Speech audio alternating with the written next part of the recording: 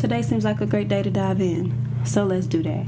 Everybody has a clique, right? A group, family, a team. And most of the time, you be like, if y'all close, when y'all go somewhere, I got my people with me. These my people. These people ride for me. They gonna be there to support me. They gonna be there when things fall apart. They gonna be there when I need them most. They gonna be there even when I don't. Even when I say I got this and they know I don't. Or if I do got this, they gonna be there to root me on, right? But it's crazy when I hear people say, I got my people with me. And I see so many people that think they got their people with them, but them ain't really your people. And what I mean by that is when you need them most, they're nowhere to be found. When you need them to speak up on your behalf, I'm looking out for me first. I get it. I get, the situation that you're in. I get the predicament that you're in. But see, at the end of the day, they don't have anything to do with me. They're willing to put themselves above you at all costs.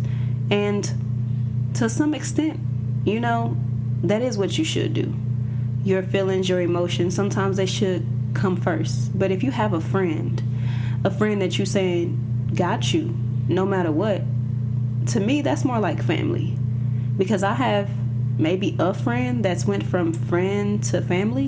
What's understood don't have to be explained, And sometimes I think that we forget that. I think that we're these people who want community, who want people around us, who want to feel like, that person has us and is going to ride for us. But that's not always the case. And sometimes we get lost in that narrative. And don't get me started on the social media outlook on it. You see all these people with these group of friends, they going on vacations and doing all this fun stuff.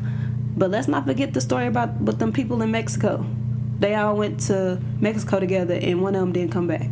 And it was her friends, quote unquote, that was part of the reason why she didn't come back, allegedly. So when it comes to stuff like that, you have to be real particular. I don't know how many snaps or documentaries where, they thought they were friends, or, my best friend took my life, and it's like, best friend, family took your life, like you thought that you would love them forever, because that's how it is with family.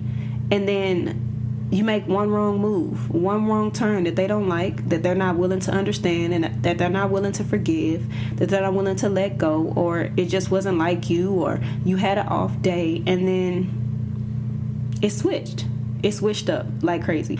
I had these group of girls I used to hang with, and we was just cool. We were friends in the better sense of the word. When you younger, like middle school, or these my friends.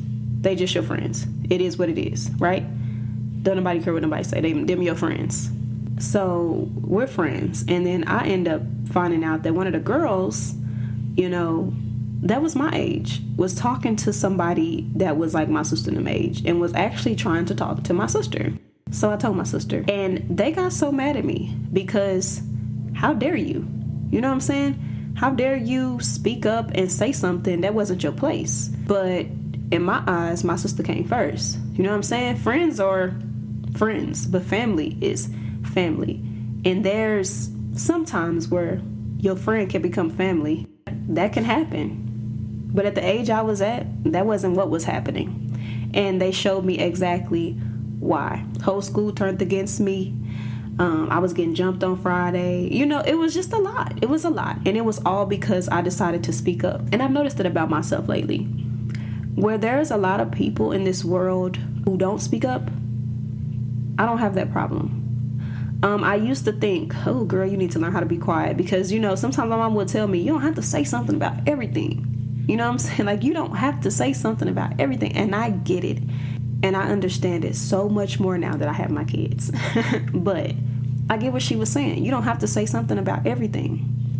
But I also know that there are situations that happen around me, and people don't want to speak up just because they don't want to feel like they're complaining, or feel like, and it could be things in regards to their children, in regards to their feelings, in regards to their health, in regards to their mental, anything. And they'll be like, I just don't want to.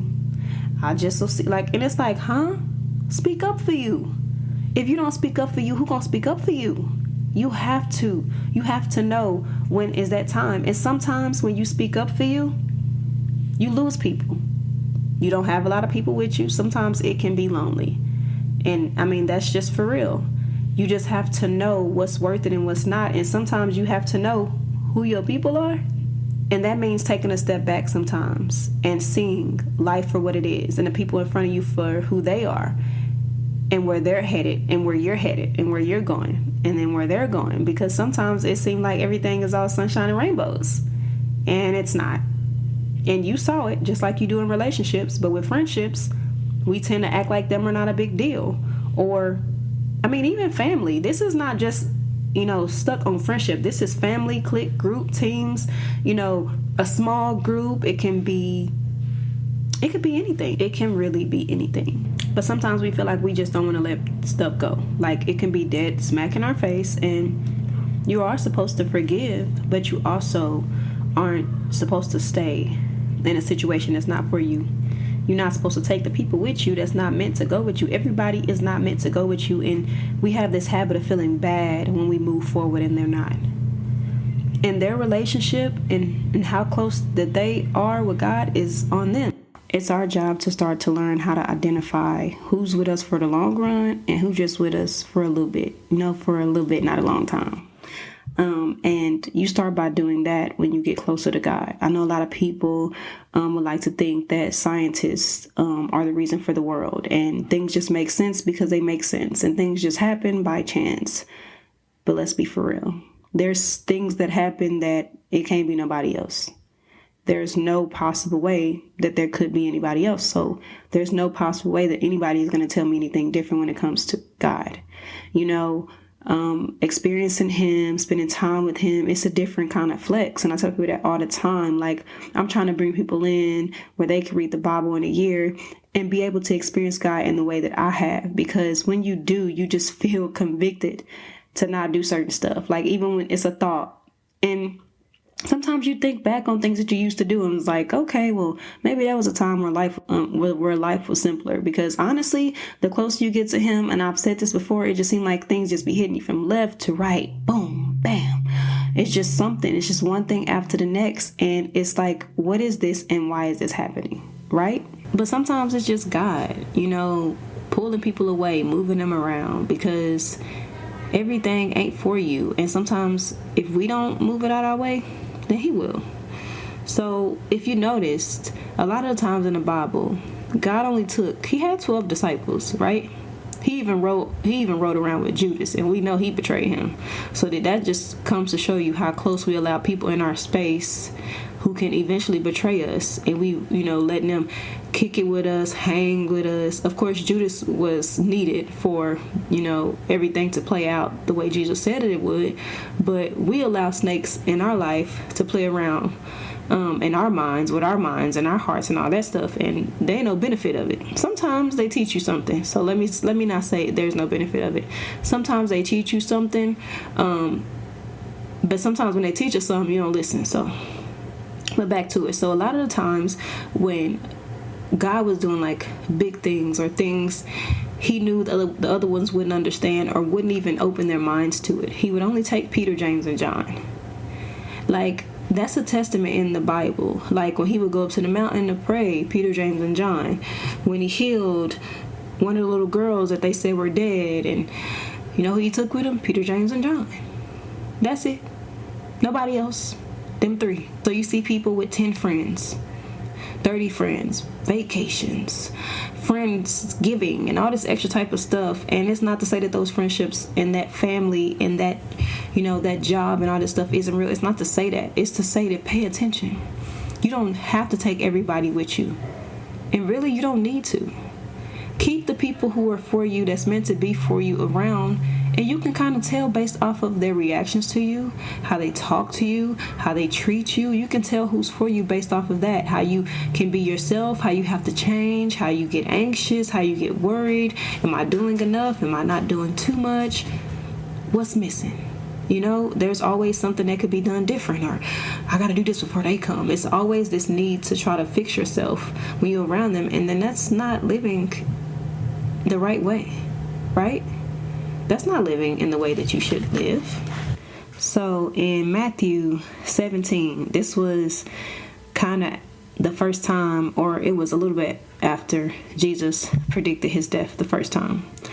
Starting at 17, it says, "After 6 days, Jesus took with him Peter, James, and John, the brother of James, and led them to a high mountain by themselves. There he was transfigured before them. His face shone like the sun, and his clothes became as white as the light. Just then there appeared before them Moses and Elijah talking with Jesus. Peter said to Jesus, 'Lord, is it good for us to be here? If you wish, I will put up 3 shelters, one for you, one for Moses, and one for Elijah.' While he was still speaking, a bright cloud covered them, and a voice from the cloud said, 'This is my son, whom I love. With him I am well pleased. Listen to him.' When the disciples heard this, they fell face down to the ground, terrified. But Jesus came and touched them. 'Get up,' he said. 'Don't be afraid.' When they looked up, they saw no one except Jesus. As they were coming down the mountain, Jesus instructed them, 'Don't tell anyone what you have seen until the Son of Man has been raised from the dead.' The disciples asked him, 'Why then do the teachers of the law say that Elijah must come first?' Jesus replied, 'To be sure, Elijah comes and will restore all things. But I tell you, Elijah had already come, and they did not recognize him, but have done to him everything they wished. In the same way, the Son of Man is going to suffer at their hands.'" Then the disciples understood that he was talking about John the Baptist. And I didn't have to read all of that, but I chose to get you to understand that God works in mysterious ways, and he tends to do that through people, through community, through things around us that we're into, or the people around us that we want to share and spend our lives with. And sometimes those things don't align, but sometimes they do. We just got to know who's supposed to go with us and who's not, who's supposed to live those big dreams with us and who's not, who's going to push us, who's going to call and check on us when we tell them we want to do this and do that, not say again or do you have time, but rather, hey, did you get a chance to do that today? Hey, did you find time to do that? Oh, maybe next time instead of doing this you should do that. Maybe that'll give you more time to do what you want. Like, offer me options, offer me your opinions that can help me be a better me. Don't tell me what I can't do. And sometimes I might not be able to do it, but I want the people that's on my side, the people that are rooting for me, to be honest with me, right? So be honest with me, but also push me to be my best self, because sometimes we get that mixed up. We want people to be honest with us, but when they are, we're at this stage in our lives, or in this day and age, but in this, in the time that we're in now, don't nobody want nobody to say anything to them. And if you do, oh, it wasn't your place, and I'm going to cut you off. But I want somebody who's real with me. I want somebody who tells me like it is and also says, hey, girl, you can do this, you can do that. So we have to know who's meant to be there and who's not, who can't go with us and who can. And he shows us in many different ways what it is for what it is. But again, we're hard-headed. We don't want to listen. But I just hope that you take the time to listen, because he's showing you different things. And I know things might be rocky, then they might go back good, and then be rocky, then they might go back good. And you be like, well, no, it seems to be working. I mean, it's rocky, then we're good, and it's rocky, then we're good, and it's rocky, then we're good. They're meant to be hard, meant to make you feel, more good than bad. So just take that into consideration when you are bringing certain people with you to experience certain things, because some people can go with you, but they're not meant to go everywhere, right? Just like you go places, and you can go some places with certain people that you hang with, or your kids, or your family, or your mom, but you can't go. So like you grow up and you learn what each person likes and what's okay. And we have to quit using things that people dislike as a past, where they used to like it, and allow them to change and grow. That's not to say that people around you can't grow and change, and don't make them feel bad for doing that. Either grow with them or leave them behind, and all that's okay too. I know I'm gonna get back on schedule. We got a dog. They talked me into it. As always, I love y'all. Be back.